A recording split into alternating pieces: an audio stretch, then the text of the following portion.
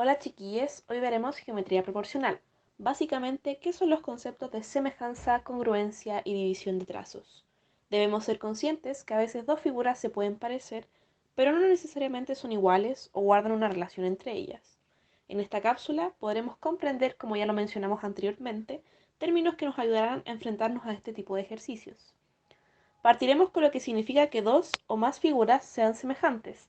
A esto nos referimos cuando las figuras tienen la misma forma, pero pueden tener distinto tamaño. En el ejemplo que se expone en esta guía, nos dice que la visa personal y familiar son semejantes, dado que ambas describen una circunferencia, pero de distinto tamaño.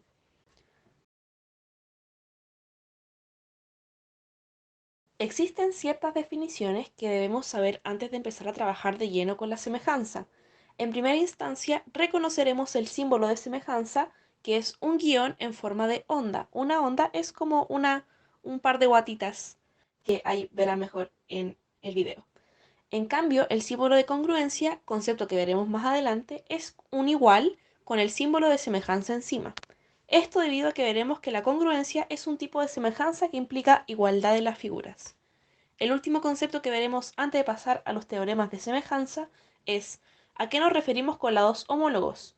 Cuando comparamos dos figuras que son semejantes, es decir, tienen la misma forma pero podrían presentar distinto tamaño, nos referimos al lado correspondiente. Por ejemplo, si decimos que el triángulo ABC es semejante con el PQR, en ese orden, sabremos que el trazo AB es semejante con el trazo PQ, y así sucesivamente con los tres pares de lados homólogos. El primer teorema que veremos se llama teorema fundamental, el cual nos dice que si entre triángulos tienen dos de sus ángulos de la misma medida o bien congruentes, estos triángulos son semejantes.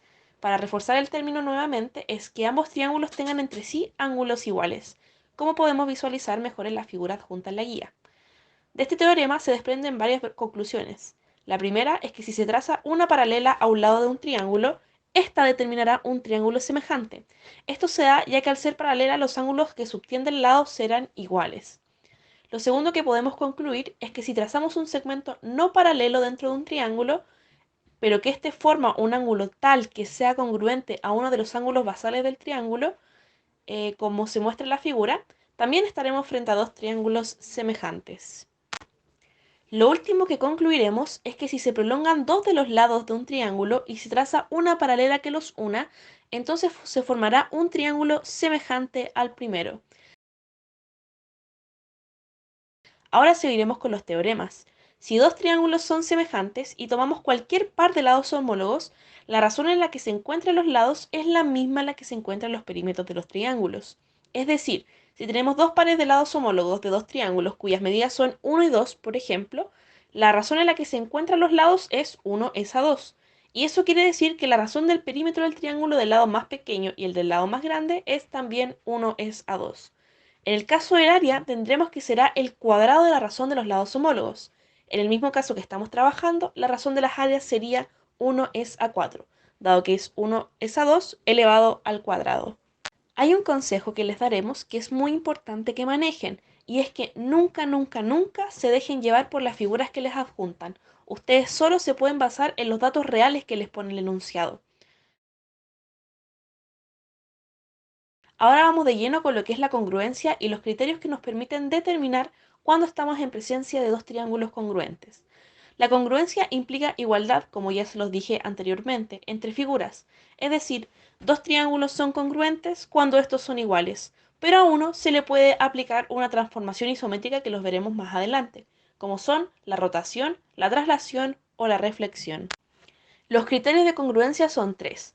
Para asegurar que dos triángulos son congruentes, contamos con los siguientes criterios.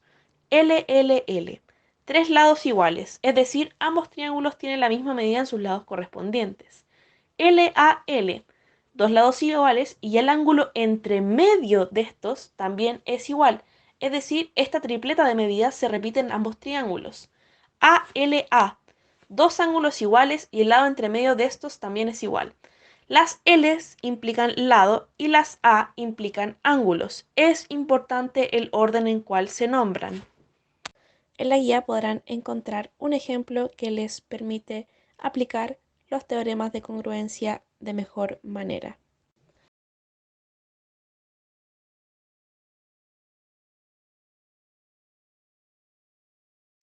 División de trazos. Muchas veces nos topamos con que debemos cortar cuerdas, dividir listones y otro tipo de ejemplos para este tipo de ejercicios.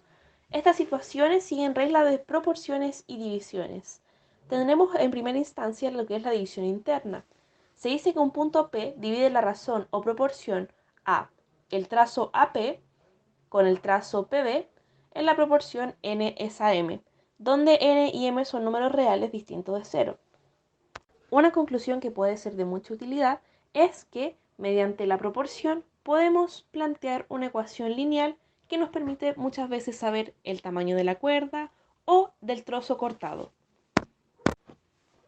Por último, veremos un caso particular de división interna, que es la división áurea. Es una proporcionalidad que se asocia a una constante conocida como el número áureo. El número áureo se define como 1 más raíz de 5 partido en 2, que aproximadamente es 1,61.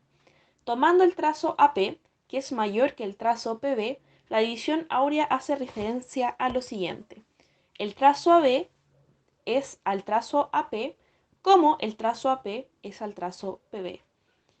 Y ahí podemos ver en la imagen cuál es el trazo AB, cuál es el trazo AP y cuál es el trazo PB.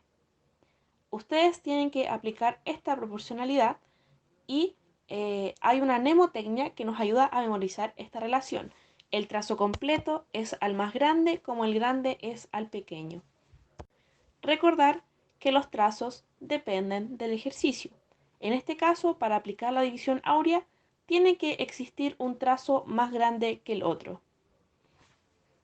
Gracias por tu atención y esperamos que esta cápsula haya sido de ayuda.